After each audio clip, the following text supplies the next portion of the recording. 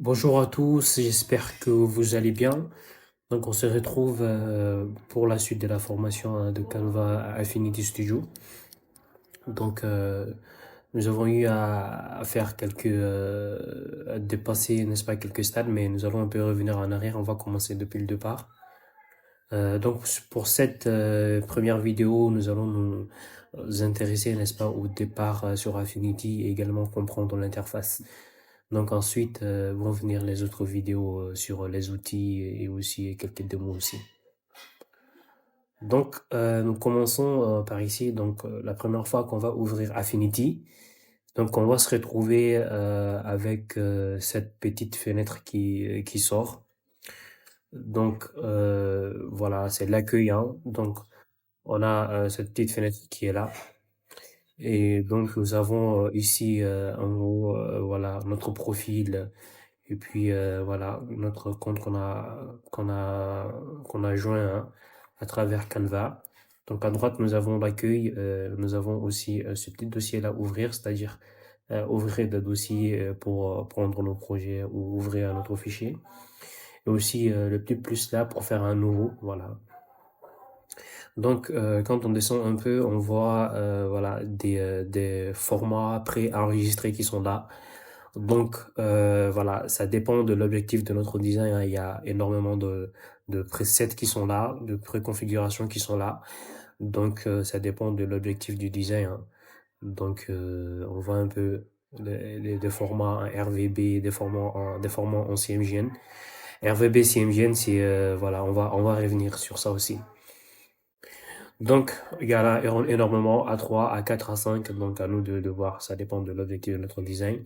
Donc là aussi, on peut rechercher un peu, toutefois, si on ressent le besoin. Et là, on a l'orientation du fichier.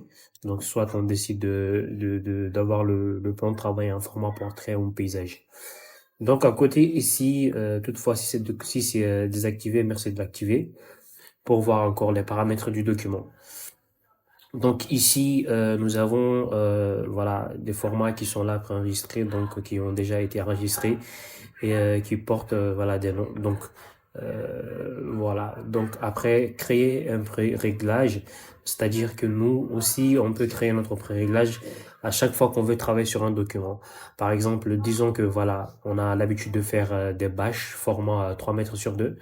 Donc, je viens sur l'unité de document. Donc, il y a énormément d'unités qui sont là, de pixels jusqu'à mètres. Donc, ça, c'est la résolution du document 300. Donc, c'est la plus grande résolution, mais après, il y a 400 aussi. Voilà, donc ça dépend de l'objectif du design aussi. Parfois, on nous demande de pas dépasser 150 pour certains types de fichiers. Donc, voilà, largeur ou hauteur. Donc, disons qu'on va faire une bâche de 3 mètres sur 2. Donc, j'écris 3. Et je peux écrire 2 ici en bas, 3 mètres sur 2. Donc voilà, disons que je vais renommer ça en bâche 3 mètres x sur 2.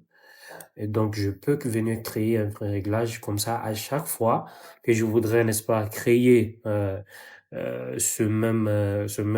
projet pareil, similaire. Donc j'ai juste qu'à venir et prendre ça et puis créer le document. Donc en bas, nous avons un format document. Donc les bâches, ce sont les supports imprimés. Donc on va prendre CMJN pour tout ce qui est imprimé et RVB pour tout ce qui est écran. Voilà. Donc c'est pratique, c'est vraiment un peu comme ça. Donc ça dépend vraiment de notre objectif. Donc voilà, après ça, nous avons aussi les options qui sont là, hein. Arrière-plan transparent, plan de travail. Donc l'arrière-plan transparent, donc on va dire que voilà, la bâche que nous avons mis ici, on veut que ça vienne sans arrière-plan, peut-être sans couleur. Donc il y aura des petits carreaux là qui vont nous montrer que c'est transparent. Donc le plan de travail aussi, donc on va un peu aussi revenir sur ça. Donc, insertion de l'image, ce qui est très important aussi. L'insertion de l'image, ça concerne vraiment uniquement les images hein, qu'on va importer depuis nos dossiers. Donc, si nous décidons de rester sur éléments liés, ça veut dire que toutes les images que je vais venir prendre et mettre dans mon document, dans mon plan de travail, ce sera uniquement des images liées. Ça veut dire que l'image, je l'ai importée depuis un dossier. On va dire que j'ai téléchargé une image, par exemple, sur Google. et que l'image, quand je la télécharge, se trouve dans le dossier téléchargement. Donc, dès que je viens cliquer sur ça et que je fais mon plan de travail comme ça, si je ramène l'image dans mon plan de travail, donc l'image reste liée. Ça veut dire que à chaque fois que l'image se retrouve supprimée dans le dossier d'origine qui est téléchargement, voilà, dans mon plan de travail aussi, l'image va être un peu floutée, l'image va être floutée pour dire que l'image est absente. Donc il faut forcément que je ramène l'image pour que l'image soit euh, ait la bonne résolution, que l'image soit déjà présente dans mon dossier, dans mon document. Donc, je recommande toujours de préférer, hein, n'est-ce pas, les éléments intégrés. Donc, à chaque fois qu'on va prendre une image et le mettre dans notre dossier, dans notre plan de travail plutôt, donc l'image sera totalement intégrée, même si je le supprime de mon plan de travail, comment dire, du dossier d'origine. Ça va prendre un peu de place sur le projet, mais voilà, c'est rien de méchant. Donc, aussi importer les fichiers texte liés, donc c'est la même chose. Donc, conserver les styles et textes, ça aussi, on va revenir dans la pratique.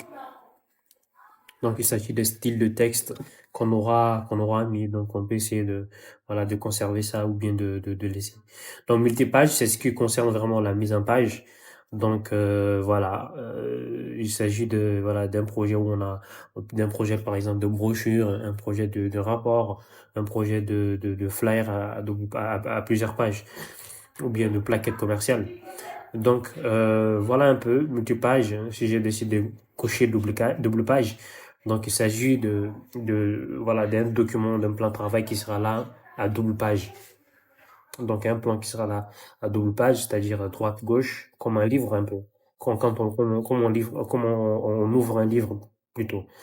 Voilà. Donc, l'organiser aussi, soit on veut verticalement, horizontalement, soit on peut commencer à droite ou à gauche. Très normalement, c'est à droite. Donc, nombre de pages, on peut décider d'y aller jusqu'à 10, voilà, selon notre bon vouloir. La maquette par défaut aussi.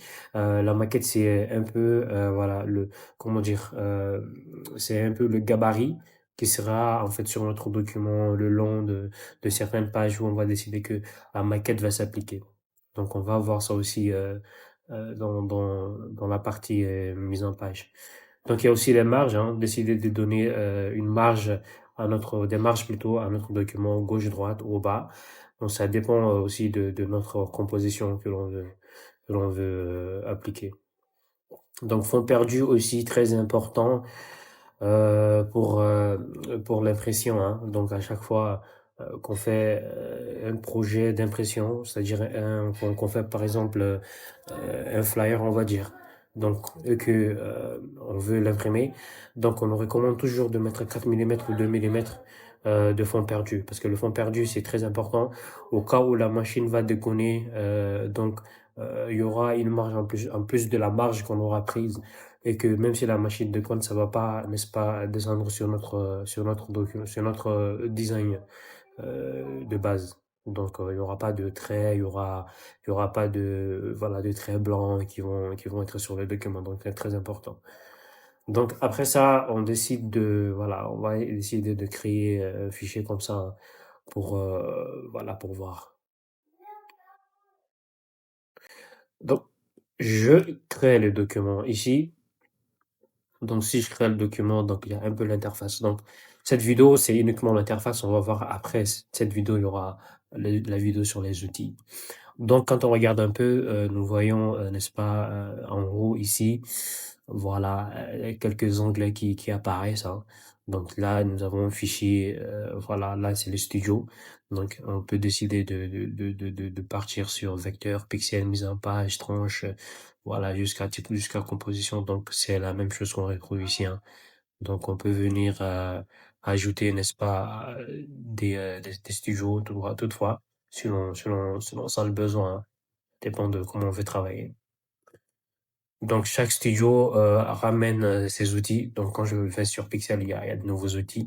Quand je vais sur mise en page, voilà, il y a de nouveaux outils. Et quand je vais sur IA Canva aussi, voilà, il y a de nouveaux outils aussi qui apparaissent. Donc, c'est un peu ça.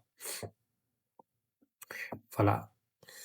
Donc, après ça, nous avons voilà, le mode d'affichage qui est là. Donc, il s'agit de voir un peu le mode d'affichage, hein. de se dire que voilà, là, on veut voir uniquement comment dire, de la vectorisation. Donc, si je clique sur pixel ici, donc on va voir que si on zoome, donc on va voir que c'est vraiment pixelisé. Mais si je mets sur vecteur, voilà, on verra bien que c'est super vectorisé et puis que voilà, on voit les trucs comme ils sont.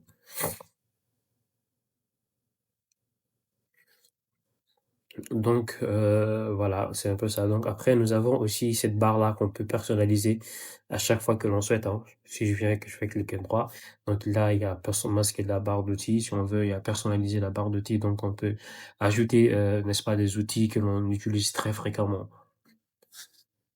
Voilà, donc il y a déjà quelques outils qui sont là. Ici, c'est les opérations booléennes. Donc ici, c'est l'organisation. Ici, c'est la transformation. Ici, c'est l'alignement. Voilà, donc on peut décider de voir ça aussi. Donc ici aussi on a quelques opérations hein, qui sont là aussi, donc on va revenir sur ça aussi plus tard. Donc là aussi on a le magnétisme, donc c'est très important aussi pour rester cadré, n'est-ce pas, sur nos designs et puis avoir, n'est-ce pas, des designs assez précises à chaque fois qu'on veut aligner des trucs et tout, donc on a des indicateurs qui apparaissent, donc c'est très important. Donc là, nous avons aussi exporté. Il s'agit d'un bouton rapide pour l'exportation. Donc à chaque fois que l'on le souhaite, donc on peut exporter rapidement selon le format que nous souhaitons. Voilà un peu. Donc en bas aussi, on va remarquer qu'à chaque outil, il y a il y a de nouveaux paramètres qui s'affichent ici, plutôt. Donc si je prends voilà l'outil plume, donc nous voyons que ça change à chaque fois. Donc c'est très important aussi à voir. Donc ici, nous retrouvons les paramètres des outils, voilà. Voilà un peu. Donc, nous avons ici fichier. Donc, quand on vient ici, nous pouvons faire un nouveau fichier. Voilà. Il s'agit vraiment de la personnalisation de nos fichiers, de l'enregistrement, de l'exportation, de l'importation de documents. Voilà un peu. Donc, on peut décider d'ouvrir un fichier, d'ouvrir des éléments récents, de fermer un projet, de fermer tout le projet, d'enregistrer le projet, CTRL S à chaque fois, faudra le prendre. Donc, enregistrer sous aussi, pour enregistrer le projet qui est déjà enregistré. Enregistrer comme package, ça aussi c'est très important parce que si on travaille sur un projet avec des polices, avec des images et tout, et qu'on décide de tout enregistrer, donc ça va nous faire un package de notre projet. Donc à chaque fois que le projet euh, tous les éléments qui se retrouvent dans ce projet-là, donc quand on l'enregistre, on va voir tous les éléments utilisés pour le projet. Donc c'est très important et aussi la template aussi. Donc voilà, on aura vraiment un bundle, un package aussi de tous les éléments. Donc pour placer des images hein, à chaque fois qu'on le souhaite. Voilà. Et voilà, aussi, on va descendre un peu, exporter aussi, voilà. Comme modèle aussi, on peut exporter des modèles pour le modèle d'Affinity. Voilà. Exporter comme modèle des templates, on va dire. Donc la politique d'insertion, c'est un peu ce qu'on a vu sur les préférences d'images liées, d'images incorporées. Donc importer du contenu, on peut importer du contenu, que ce soit des broches Photoshop, que ce soit des assets d'Affinity, voilà, des icônes et autres consorts. Donc on peut les importer. Donc depuis importer un contenu depuis Affinity, donc il s'agit vraiment pour ceux qui utilisent Affinity, ceux qui ont utilisé Affinity 2. Donc si on a toutefois des assets qui sont là, donc les importer directement, sans pour autant les exporter un par un et puis voilà. Donc il s'agit de l'onglet fichier. Donc l'onglet édition. Donc là, nous pouvons revenir en arrière, CTRL Z. Donc pour à chaque fois qu'on aura fait des actions et qu'on veut revenir en arrière.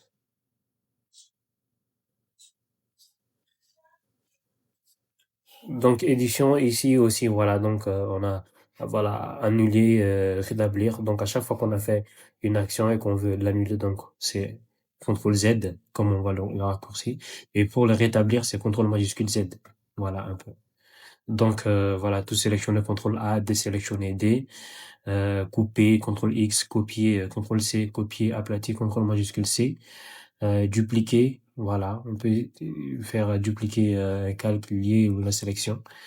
Donc, dupliquer la sélection, CTRL J. Si je viens ici, que je fais CTRL J, on voit que ça s'est dupliqué par ici. Donc, CTRL J. Donc, ça se duplique ici. Si je déplace un peu et que je fais CTRL J, ça suit le mouvement. CTRL J, CTRL J. Donc, il y a une duplication qui se fait. Voilà, un peu. Donc, coller, c'est, voilà, CTRL V. Il y a un collage spécial aussi. Et voilà, un peu.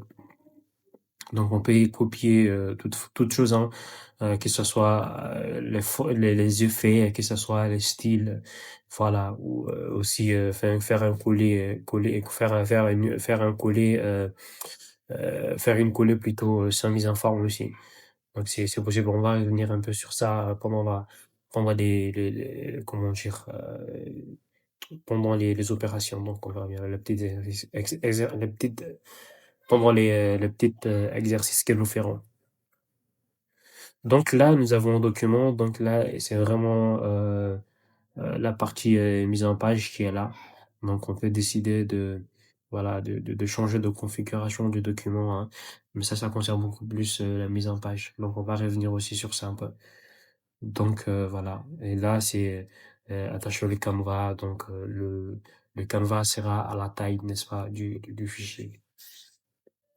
Donc là, détacher du canevas aussi, voilà, pour le contraire. Et voilà, on a la rotation comment dire, du canevas, hein. Donc, comme on le souhaite, là, faire une rotation du canevas de format paysage au format portrait.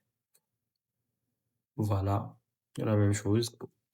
Donc après ça, nous avons la partie ajouter un instantané et restaurer un instantané.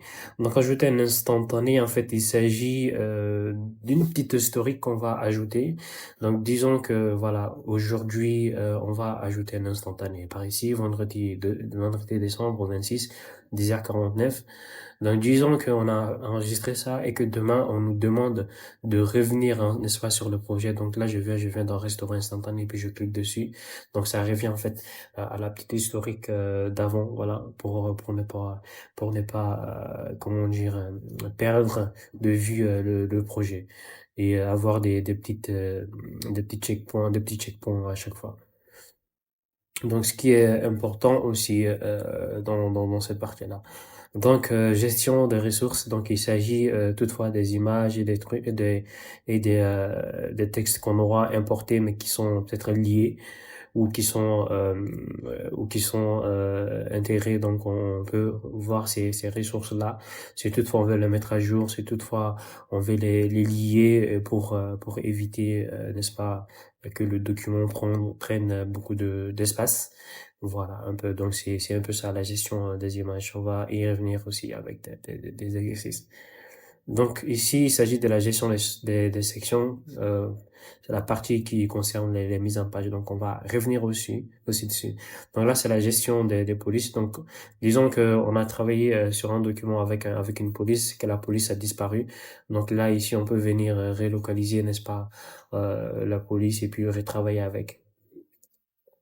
Donc là, on a aussi les textes. Il s'agit là de tous les réglages, hein, concernant les textes. Donc c'est très important aussi. Voilà, donc nous verrons par la suite aussi.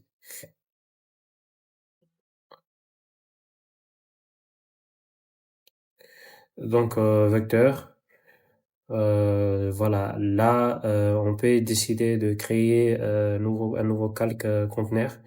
Donc quand on crée un nouveau calque conteneur, on choisit ici et puis on vient on crée un calque conteneur. Donc c'est à peu près le calque qui va, n'est-ce pas, contenir, n'est-ce pas, des designs qu'on va mettre. Donc ce qui fait que on peut modifier, n'est-ce pas, ce calque-là sans que pour autant, comment dire, c'est là n'impacte vraiment la forme qu'on a mis ici ou bien l'image qu'on aura mis pour que ceci ne soit pas trop destructif. Donc on peut appliquer des effets sur le calque pour en plus à plus tard revenir, n'est-ce pas, sur la forme ou l'image d'origine.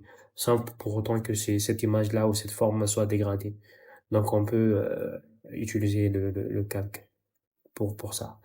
Donc on crée un symbole. Donc si on décide de créer un symbole, donc la forme ici va être comme une symbole. Maintenant, pour bien voir le truc, on va venir ici, symbole, et donc on va créer la symbole à partir d'ici. Je supprime ici, et que je remets ici, et que j'importe à chaque fois le symbole. Donc les symboles sont liés, donc à chaque fois que je change de couleur, donc toutes les couleurs vont prendre, si j'ai choisi, n'est-ce pas, un seul symbole, tous les symboles vont prendre la même couleur. Donc c'est pratique pour faire des patterns, c'est pratique pour faire des dessins à répétition, voilà. Donc c'est un peu ça, les symboles. Donc pour la encore vectorisation, alors disons que je vais reprendre une forme ici et que je viens dans la partie vecteur. Donc je peux choisir euh, de définir, n'est-ce pas, ou bien de convertir cette forme en courbe. Donc quand je convertis en courbe, donc je peux maintenant venir prendre chaque bout de notre forme et le modifier plutôt à ma guise. Mais quand c'est pas encore en courbe, c'est pas possible. Donc c'est la différence entre les courbes et puis les formes quand elles sont intactes. Donc très important à savoir. Voilà. Donc la géométrie, il s'agit là des opérations booléennes. Donc quand je viens ici et que je viens dans vecteur, géométrie, soustraire, donc là on a des opérations. Donc c'est la même chose qu'on retrouve ici. Donc quand je lis, n'est-ce pas, deux éléments de forme et que je viens cliquer sur ajouter, ça va ajouter les deux éléments. Donc quand je viens sur le deuxième soustraire, ça va, n'est-ce pas, soustraire un élément par rapport à l'autre. Donc quand je reviens ici et que je fais intersection, ça va nous prendre uniquement l'intersection entre les deux formes. Donc ici, exclusif, donc là, c'est le contraire de l'intersection. Donc là, ici, si on vient diviser, ça va diviser tous les éléments sur le point qui s'associe entre eux. Donc là, on a vraiment une division qui s'est faite là, toutes les formes, voilà, étaient divisées par les éléments qui nous sont, qui étaient, comment dire, exposés plutôt. Donc voilà. Parfait pour faire des formes, des logos, voilà. C'est ce qu'on utilise très souvent. Donc, CTRL Z pour revenir en arrière à chaque fois. Donc, il s'agit des opérations booléennes. Ça veut dire, c'est des opérations où on va exposer des formes pour encore faire plusieurs, pour pouvoir composer, n'est-ce pas, une forme complexe par rapport à toutes ces formes-là. Voilà un peu. Donc, toujours partie vecteur. Donc là, nous avons des groupes de formation. On peut déformer une forme, voilà, grille, quad, perspective, voilà. Donc ça dépend vraiment de notre objectif, hein. Donc arc, voilà. C'est très pratique, hein. C'est très pratique pour faire des formes aussi complexes un peu. Donc ça va apparaître un peu comme ça va toujours être va toujours être sur notre forme que nous avons dessinée auparavant. Mais maintenant, si on veut changer, que on veut que la sélection soit sur toute la forme ici, donc on vient ici, on fait clic droit, et là on convertit en courbe, et puis voilà un peu. Donc c'est ça. Ok, donc après ça, nous avons voilà créé un composé, libéré un composé. Donc ça aussi on va un peu revenir après. Donc là après nous avons voilà, nous avons vraiment le traçage d'image. Donc après ça, nous avons le traçage d'image qui va nous permettre vraiment de tracer, n'est-ce pas, une image et d'en faire ressortir le vecteur ou bien la vectorisation. Donc quand je viens ici, que je clique sur voilà traçage d'image, donc là nous voyons un peu l'image. Donc maintenant, à nous de juger hein, sur le paramètre que nous voulons. Voilà un peu. Donc, il s'agit là de transformer, n'est-ce pas, une image comment dire, une image en logo, hein, ou bien faire ressortir le vecteur d'une image. Si je prends le logo Move Money, donc je clique dessus, je viens dans vecteur, traçage d'image, et donc là, je vois que voilà, on commence à avoir des formes. On voit un peu? Donc, je modifie un peu. Donc, aussi, quelque chose d'aussi important. Donc, on peut venir voir le avant et après aussi en cliquant sur ça, soit avoir une vie scindée. Voilà, je préfère plus ça. Donc, on peut jauger hein, l'image par rapport à ça pour obtenir quelque chose de potable, hein. Donc, c'est pas toujours évident, il y aura toujours des trucs, voilà, faudra toujours repasser dessus. Donc, c'est un peu ça. Donc, ça sera pas toujours parfait, hein. Donc, il faut mouler avec. Donc, quand j'applique, voilà. Voilà maintenant que cette image vient de donc voilà un peu que cette image vient de se transformer, n'est-ce pas, en vecteur, un fichier vecteur plutôt. Donc nous pouvons sélectionner tous les éléments, essayer de travailler avec, voilà. C'est la star d'Affinity Studio maintenant. Ok, donc après ça, nous avons quoi d'autre, quoi d'autre? Alors, nous avons la vectorisation de contours. Alors, disons que si nous amenons, n'est-ce pas, un fichier, voilà, je retrace. Donc, et que ici, c'est un peu la configuration, comme je l'avais dit, des éléments qu'on aura placés ou bien des outils. Donc là, je vais venir, ici, c'est le fond, ici, c'est le contour. Donc, si je viens et que je retire le fond et que je viens ici, ça, c'est la couleur du contour et ça, c'est la taille, la largeur du trait et que je décide d'ajouter. Donc, nous voyons vraiment le contour qu'elle a. Et donc là, c'est le réglage du contour.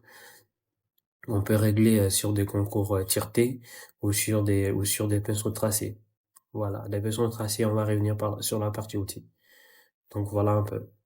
Donc on peut décider de changer, de jouer un peu avec les contours, de changer, d'aligner soit à l'intérieur, soit à l'extérieur, soit sur le centre. Donc ça dépend de ce qu'on veut faire, hein, en vrai. Donc c'est un peu ça. Donc maintenant, si je décide, je me dis, ok, voilà le contour ici. Maintenant, je peux rien faire avec, hein. Je peux vraiment rien faire à part agrandir à l'échelle et tout. Donc si maintenant je veux vraiment travailler sur le contour, je peux venir ici, je fais vectoriser le contour et puis voilà. Donc on a maintenant le contour qui est là. Je peux travailler, tracer des trucs, comment dire, changer les formes des points et puis voilà, on m'a dit comme je le souhaite, ajouter, supprimer, voilà. Donc c'est un peu ça. Donc après ça, nous avons aussi la partie remplir les trous.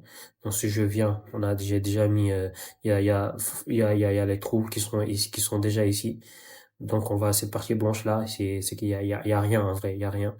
Donc, si je viens et c'est que je fais remplir les trous, donc nous voyons que ça va remplir, n'est-ce pas, la partie où il y a pas il y a pas de forme, où il y a pas de fond plutôt. Voilà. Donc, on a la partie mode remplissage aussi qui est là. Donc, on peut décider de mettre ça donc, voilà. Donc, c'est un peu ça. Donc pour la partie pixel, donc là c'est vraiment comment dire, c'est vraiment des pratiques qu'on va vraiment voir. Donc au fur et à mesure, donc on va le voir bien. Donc ici voilà, c'est quelques opérations aussi qui sont là. On peut décider de voilà de faire un zoom, la rotation, voilà. Et aussi le mode comme on l'a vu ici, comme on l'a vu ici, pixel, vecteur, voilà. Et voilà le mode d'aperçu aussi. Donc le mode d'aperçu, c'est si je viens et que j'ajoute, n'est-ce pas, des règles, ça c'est CTRL R pour faire apparaître les règles que je mets ça ici. Mais que je viens dans affichage et que je fais un mode d'aperçu, nous voyons que voilà, nous avons un mode d'aperçu. Donc c'est l'œil que c'est avec cet œil-là, avec ce mode d'affichage que les gens vont voir les gens vont voir plutôt ton design et tout maintenant. Nous, en tant que designer, nous avons des grilles, nous avons des règles qu'on va, n'est-ce pas, poser sur le design afin de bien voir, afin de bien scale afin de bien, comment dire, afin de bien mettre le design, quoi. afin de bien aligner les trucs et tout. Donc, on le fait avec les règles. Maintenant, les gens, ils vont pas voir ça en vrai. Et c'est un peu ce mode-là. Voilà un peu. Donc, attaché au canevas, verrouiller les guides. Voilà, donc c'est le mode, quoi. Voilà, donc après, nous avons voilà le magnétisme aussi qui est là, comme j'avais expliqué. Nous avons aussi les guides.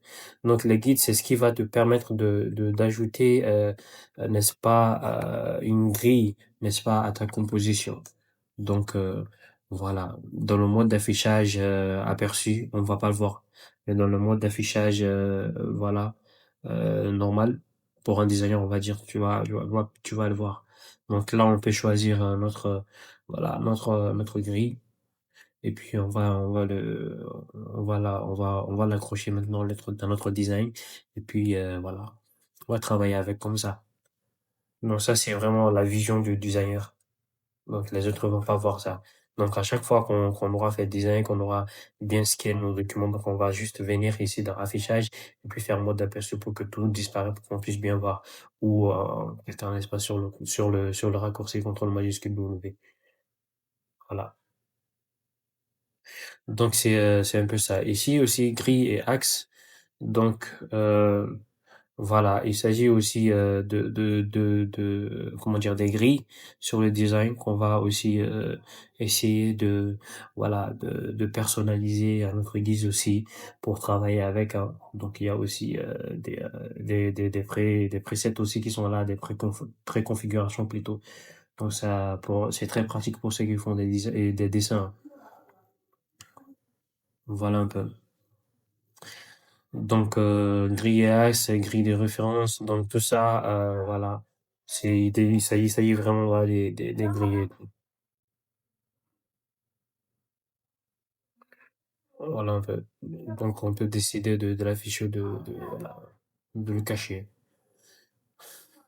Donc, voilà. Voilà un peu, pour en tout cas, ramasser sur tout ça là, hein. Sur la partie affichage. Donc, les restes, voilà, il s'agit des vues, voilà.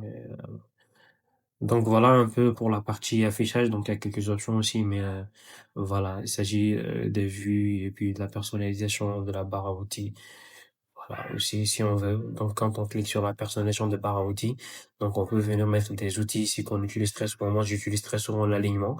Donc je peux prendre et glisser ici et choisir et je travaille beaucoup aussi avec avec l'outil organisé aussi. Donc je viens ici, je le mets.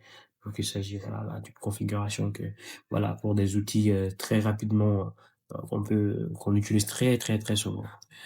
Donc là, voilà, on peut venir sur la fenêtre, hein. Donc il y a l'organisation des fenêtres, soit que ce soit flottant ou que tout soit, comment dire, que tout soit organisé par côté, hein. Sous fenêtre aussi, on peut créer des réglages et tout. Donc c'est la section aide. Donc général aussi, donc là nous pouvons avoir voilà quelques outils qui sont là, par exemple le contenu. J'utilise beaucoup contenu parce que voilà, disons que je fasse un logo comme ça, donc que très souvent j'ai besoin de l'ajouter, donc je le prends, puis je le glisse dans la partie contenu, donc il sera toujours là, donc je peux toujours prendre et glisser le mettre ici. Donc c'est très important, voilà, pour ce type de travail. Voilà un peu. Donc, on va trouver des fenêtres pour chaque studio, mise en page, pixels. Les références, c'est voilà, ça concerne aussi comment dire, la mise en page. On va revenir le tableau, des formats de tableau, si on veut, les textes, les caractères, les paragraphes, la typographie. Essayer de tout changer un peu. Donc, la partie vecteur aussi, voilà, les contraintes, les apparences, les effets, voilà, les symboles aussi, comme si on souhaite. Donc, voilà un peu. Donc, merci beaucoup. Donc là, il s'agit vraiment d'un petit aperçu sur l'interface, hein. Et voilà un peu. Donc, après, nous allons voir les outils en profondeur. Merci.